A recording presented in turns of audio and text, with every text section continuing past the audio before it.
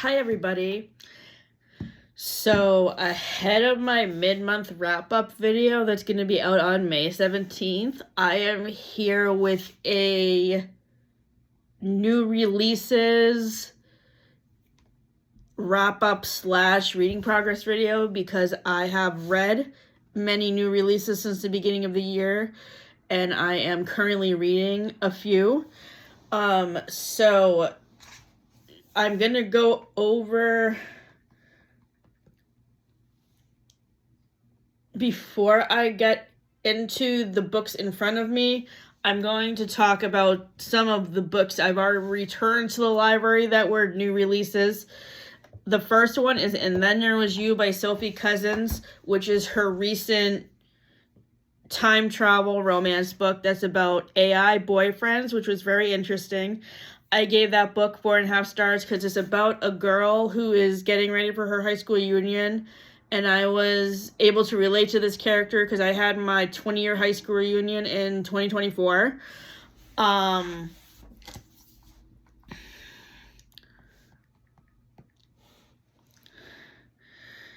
next book I recently read, I read this book in January, In Your Dreams by Sarah Adams. This book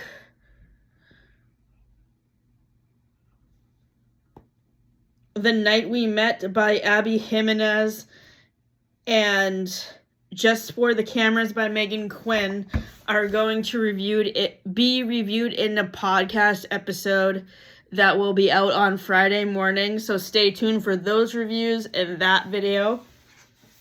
The next new release that I read is Just Friends by Haley Pham, who is one of my favorite booktubers. I was really excited about this book and found it to be sort of a letdown because, like other people who have reviewed this, I noticed a lot of punctuation errors and typos that she missed during editing, so I think this book could have gone through another round of edits. But by the way, I read this book on ebook. I do not have the physical book in front of me. It's on my iPad, on my Apple Books app. I gave Just Friends 3 stars. The next book I read was Alice Feeney's new release, My Husband's Wife, which is about a girl named Eden who goes out for a run, and when she returns from her run, she finds out that there's another woman in her house who is also named Eden, and when she goes out for her run, our main character makes the mistake of leaving all of her identification at her house. So I don't want to spoil what happens, but she thinks that this other lady stole her identity.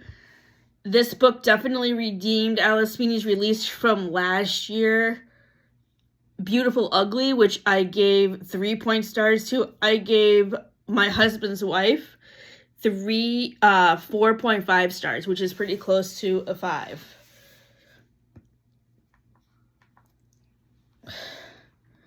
The next new release that I read that I borrowed from the library was The Future Saints, which is Ashley Winstead's new release. She writes a lot of thrillers, but this book is a general fiction book that is similar to Daisy Jones and the Six by Taylor Jenkins Reid, that is about a musician who is on a national tour. And I really loved how Ashley Winstead did the take on this kind of genre. It's not documentary version like Daisy Jones and the Six. It's straight fiction without the style of interviews, but I still really liked Ashley Winstead's writing style. I have read In My Dreams I Hold a Knife and This Book Will Bury Me. 5 stars, 4.5 stars. And Midnight is the Darkest Hour, which was 2.75 stars. I feel like Midnight is the Darkest Hour was the outlier in all of the books that I have read by her because it kind of rips off Twilight, and I'm not a fan of Twilight to begin with, really. Okay, so to begin the current list of books. The first new release I read came out at the beginning of March. It is called Across the Vanishing Sky. This is part of a new romantic suspense series by Kathleen Cowles, who wrote the Sparrow Falls series, which I am almost done with. I just need to read 2 more books in it, and I will be reading those books soon. So she is such a good writer. I was hooked on the Sparrow Falls series from book 1 when I read Fragile Sanctuary last spring. She does it again with this series. I can't wait to see what happens next. This character focuses on Brayden and Dex.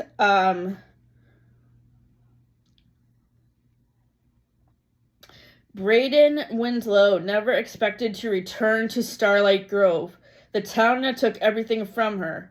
Not after her best friend, the one who sacrificed so much for her, vanished without a trace.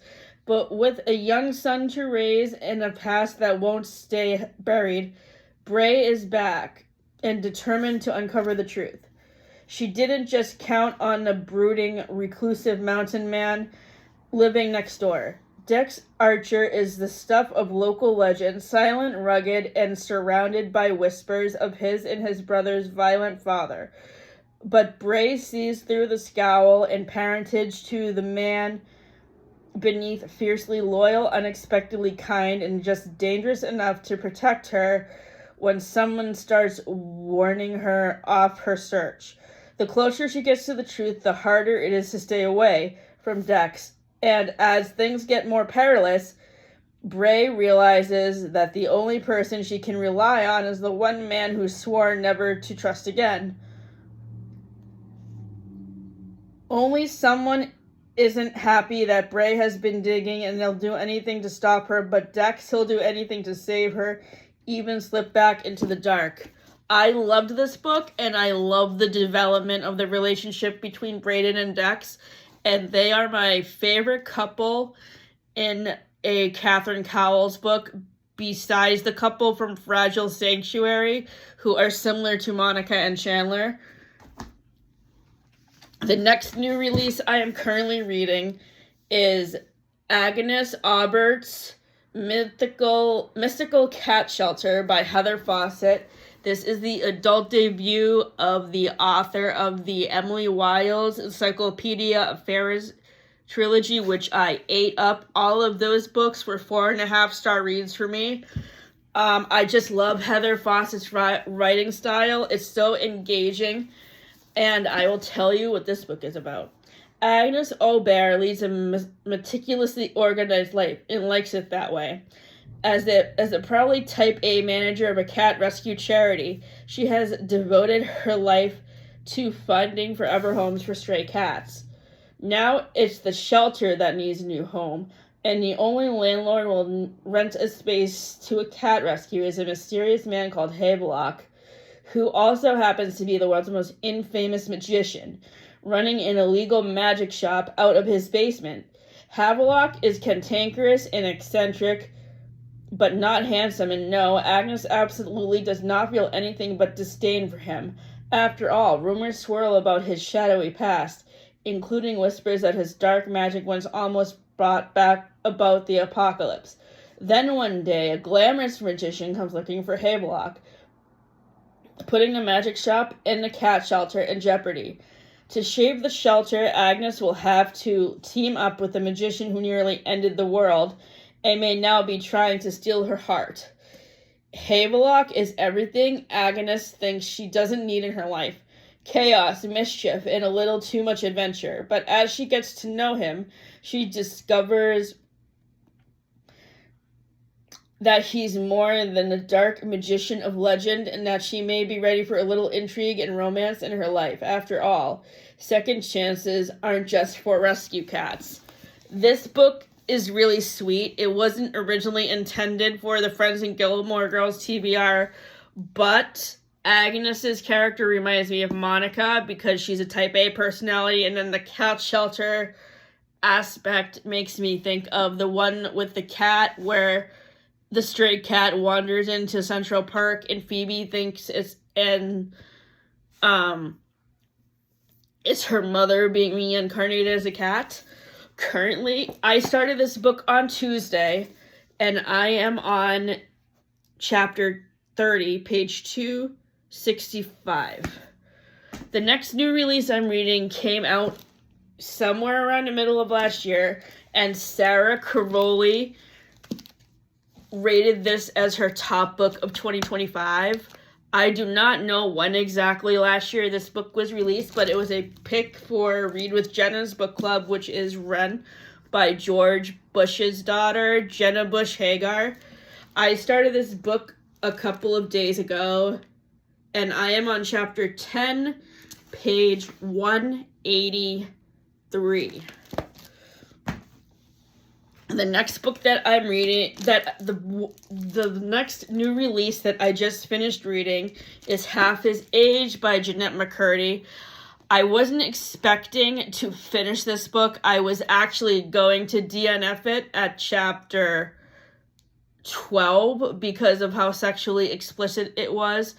But I decided to keep going just because Jeanette's writing style is so enticing. This is her second book after her memoir, I'm Glad My Mom Died, that was released in 2023.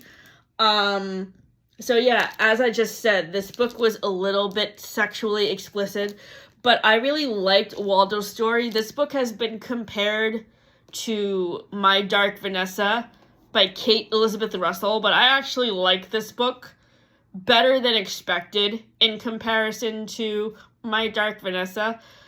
I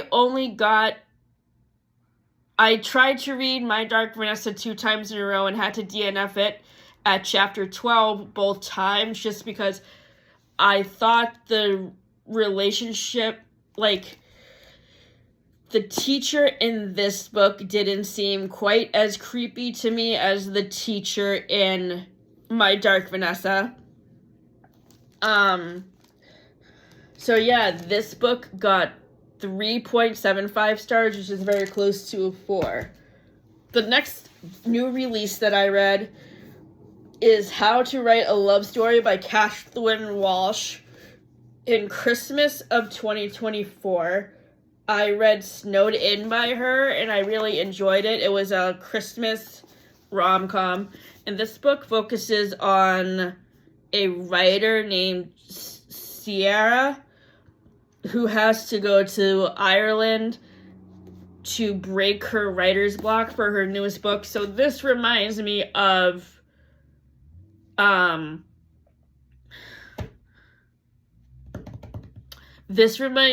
Book Lovers by Emily Henry, because Sierra is very similar to Nora and Sam is very similar to Charlie, and the setting is very similar to Sunshine Falls, North Carolina, except it's set on the coast of Ireland. And the thing that I love about Catherine Walsh's books is the Irish setting, because she's originally from Ireland, so all of her books are set there. And I just love her descriptions of the towns in Ireland where her books are set. And I love the dynamic between Kiara and Sam. Though their romance did not seem as believable as I was expecting, which was a little bit disappointing. So I gave this book 3 stars. The next new release, which is a recent purchase that I bought at Bull Moose yesterday, is No Matter What by Cara Bastone. Cara Bastone was a new author for me at the middle part of 2024 when I read her first book, Ready or Not, which is about an accidental pregnancy. Much like Out on a Limb by Hannah Bonham Young, I wasn't expecting to like the accidental pregnancy trope, but I absolutely adored the couple in that book. Last March's release, Promise Me Sunshine, I didn't like that book quite as much as Ready or Not. I gave it 3 stars. I have not started this book yet, but I will be starting it in the next week. and it will be reported on in my mid-month progress video on the 17th. The next new release I recently finished reading was The Storm by Rachel Hawkins. This is a thriller book that is set in St. Medardsville, Alabama. And it's set during hurricane season, which is perfect because, like, this is usually the time of year where it's hurricane season. And it's a thriller. I'm going to tell you what it's about. St. Medards Bay, Alabama is known for three things: the deadly hurricanes that regularly batter its shores, the century-old Rosalie Inn that has withstood every storm, and Lo Bailey, the local girl accused of killing her lover, political golden boy Landon Fitzroy, during Hurricane Marie in 1984. When Geneva Corliss, owner of the Rosalie Inn, hears a true crime writer is coming to town to investigate the infamous murder, she sees a chance to revive the inn's fortunes. But the writer doesn't arrive alone. He brings Lo Bailey with him. Lo claims she's finally ready to clear her name. But as Geneva grows closer to both of her guests, she begins to suspect Lo is seeking more than redemption. As summer blazes and another hurricane churns towards the coast, Geneva realizes that some people are just as dangerous as the storm and the town, and Lo's secrets may prove the most explosive of all. No one in her path will ever be the same. This book was intense, and it kept me on the edge of my seat. This book and the previous book I read by Rachel Hawkins, The Villa, which I read last year, got 4.5 stars, and the next book I'm planning to read by her is called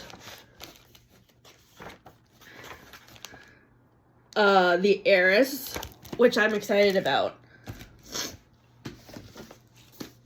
The next new release book that I'm hauling is Wolfworm by T. Kingfisher. T. Kingfisher became my favorite author a couple of years ago after I read Sword Heart, which is a retelling of The Princess Bride, another retelling of The Princess Bride that was released in January by Melissa De La Cruz is called Rings of Fate, which I also give 5 stars to.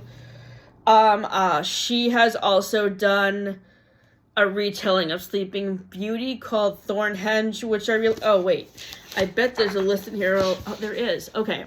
So the other books that I have read by T. Kingfisher include Nettle and Bone, Thornhenge, A Sorceress Comes to Call, Sword Heart, and Hemlock and Silver. Hemlock and Silver was her release from last summer.